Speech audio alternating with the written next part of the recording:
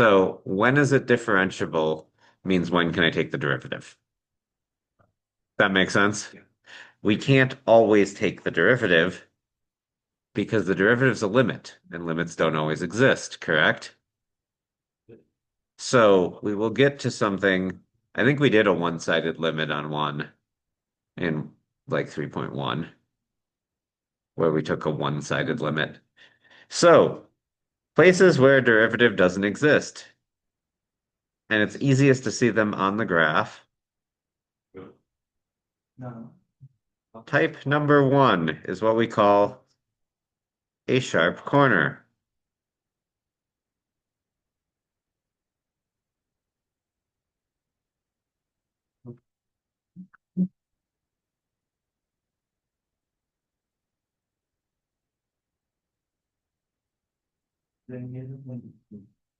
Type two is what's known as a cusp. Also looks like a sharp corner, just very sharp. That,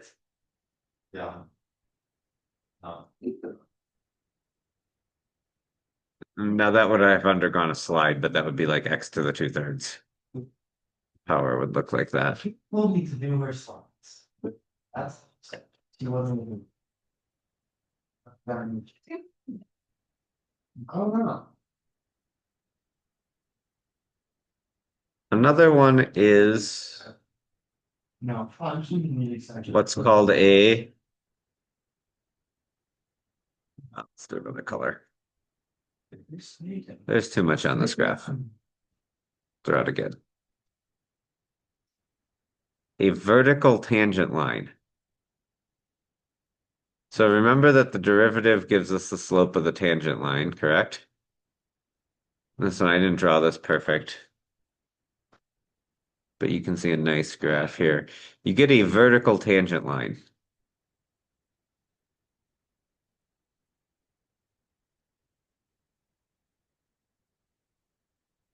This graph would be the cube root. Has a vertical tangent line at 0, 0. That kind of makes sense.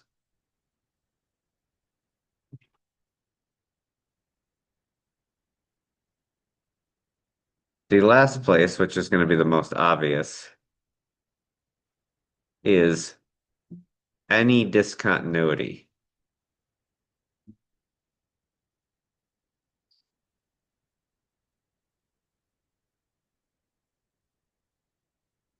Or anywhere not in the domain.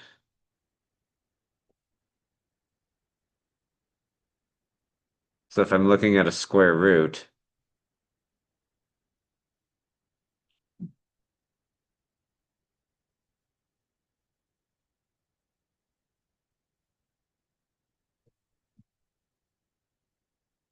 that's what the square root looks like, right? Anything below 0 is not in the domain. So it's not differentiable there either. Does this make sense so far? You're like, oh, hey, that's not bad. So finding where something is not differentiable. Here is my function.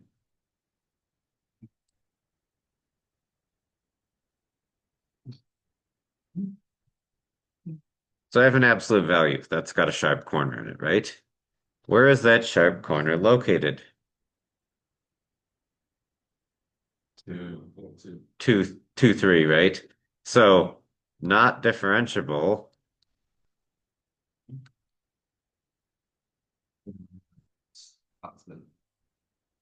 It is, yeah, it's backwards when it's inside. Shibboleth at x equals 2. Map everything off of x. Well. Easiest calculus problem of the year. Okay. Oh, I'm supposed to show you how to do derivatives on your calculator. We'll come back to that. Differentiability implies continuity. So if it's differentiable, because discontinuous means not differentiable, right? If it's if it's differentiable, it must be thus continuous. Okay. The last thing that's kind of important, and then we'll go to the calculator. Calculator derivatives are really easy.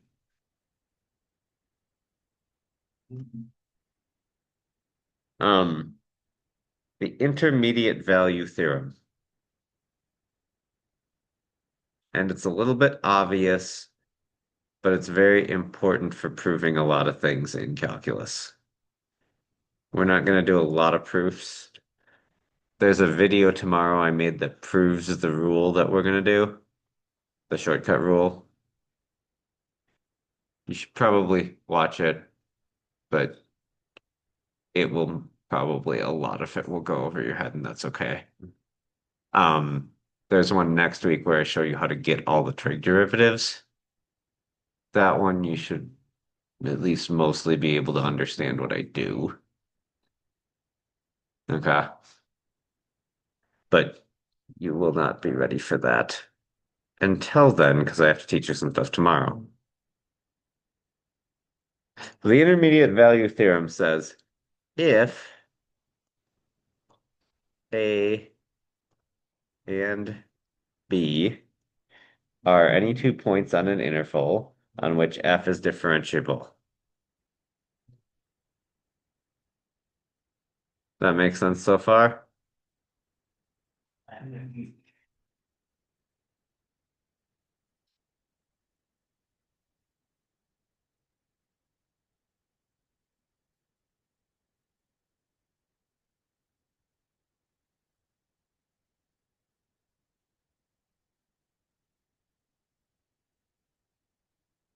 F implies that it's a function,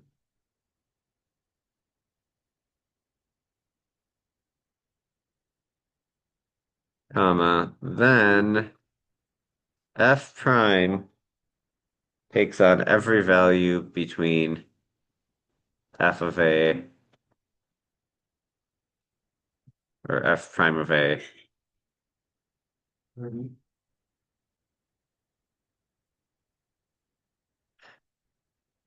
Do you remember, did we talk about it taking on every a function taking on every value between f of a and f of b already?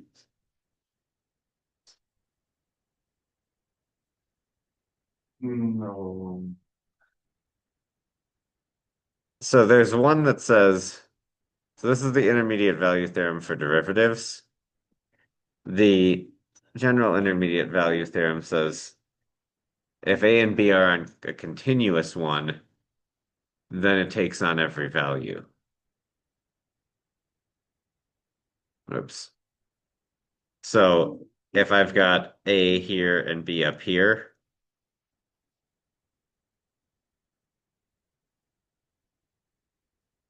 if my function is continuous, so this is f of a, f of b, I have to hit every value between a and b. Oh, yeah. So this one says if it's differentiable, I have to hit every slope between these two slopes. Oh. So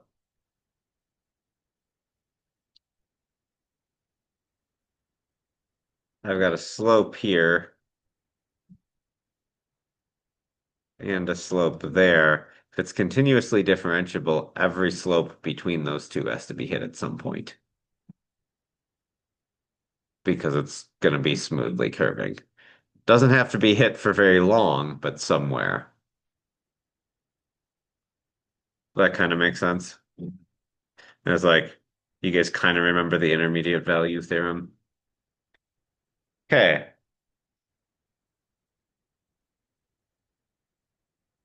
let's do some derivatives on the calculator.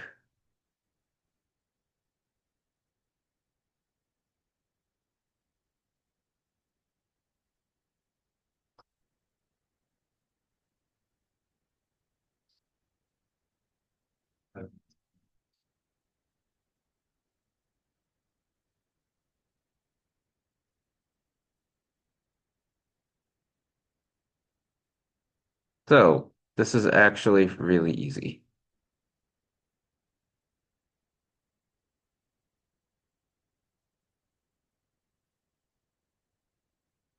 So it's going to ask us to do the derivative of x cubed at 2.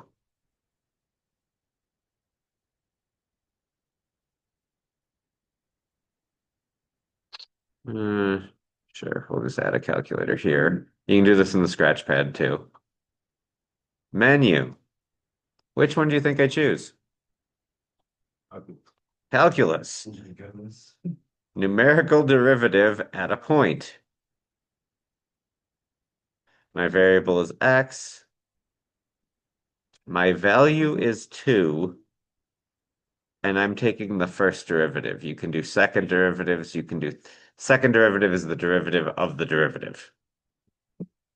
It's Little bit of physics. The derivative of position is velocity. So the rate of change of position, derivatives are a rate of change or a slope. The instantaneous velocity is the derivative of the position function. The derivative of the velocity is the acceleration function. So that's the second derivative of position. Coming up, the third derivative, the derivative of acceleration, is the jerk. And then I think it's the snap, the crackle, and the pop. Is Really? fourth, fifth, and sixth.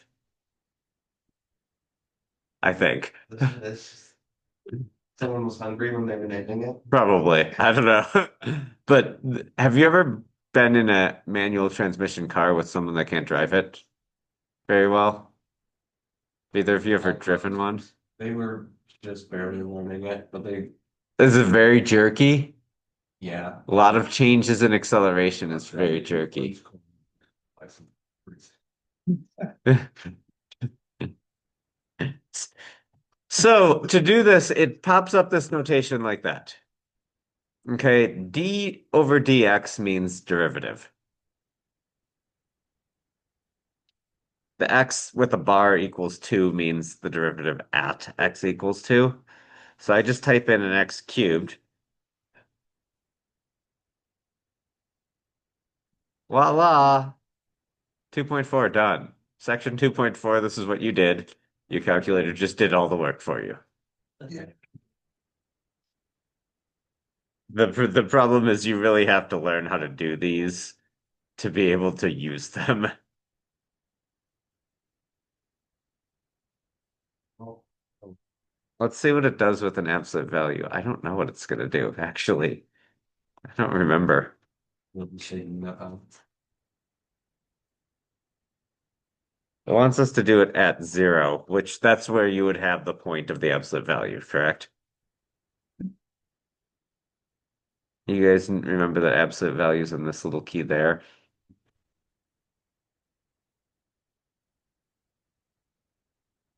Undefined.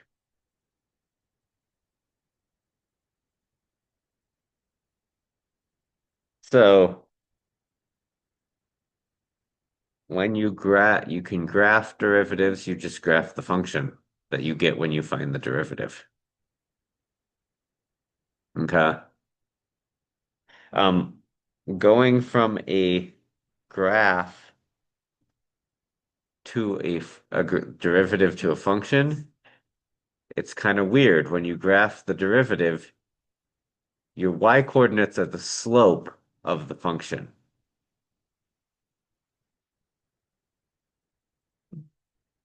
I think that makes sense. So I'll pull up this is, yeah, we'll be doing this more in the future, but I'm just going to introduce it today because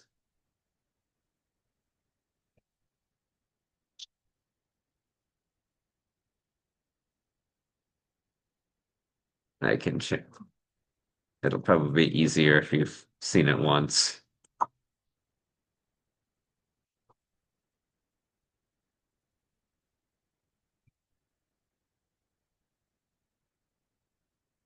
Okay, I guess I'll just get a new whiteboard.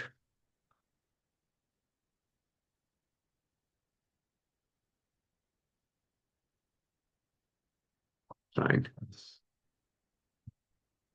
So if here's my function,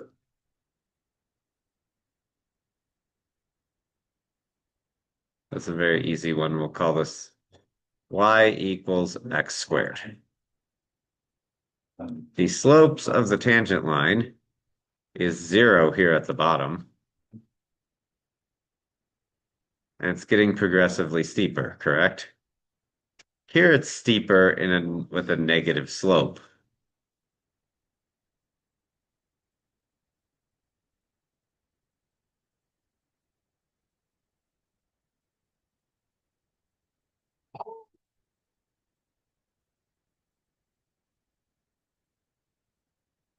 So these m's become my new y coordinates.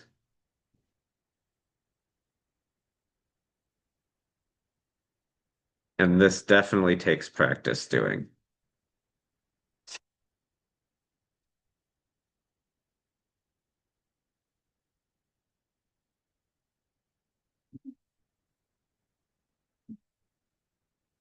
So when this one would be here 2, when x equals 2, my y coordinate is now 4. When x equals 1, my y coordinate is 2. The function happens to be 2x. And that's because I know the shortcut that I'll teach you guys tomorrow.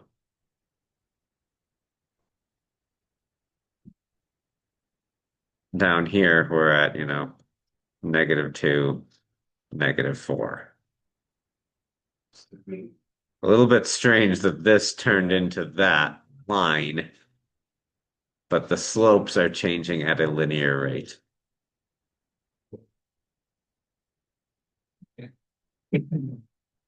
Oh, Just watch more videos on this, just wait. wait. This is a preview. Oh. We'll get to this next week.